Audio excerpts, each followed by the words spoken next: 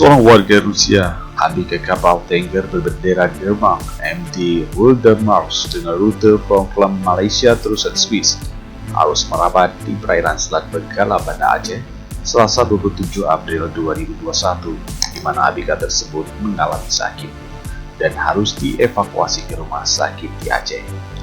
ABK bernama Alexander Melnik, 31 tahun, merupakan warga Rusia. Dalam pelayaran melewati Selat Malaka, korban mengeluh karena mengalami sakit parah di bagian perut bawah sebelah kanan, membutuhkan segera evakuasi.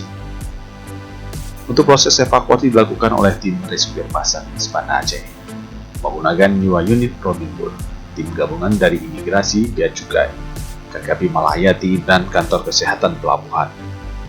Sesudah merapat di lambung kapal, selanjutnya tim rescuer melakukan evakuasi bagi korban ke dermaga Ulele, dan selanjutnya korban dibawa ke rumah sakit Zainal Abidin untuk mendapatkan perawatan medis.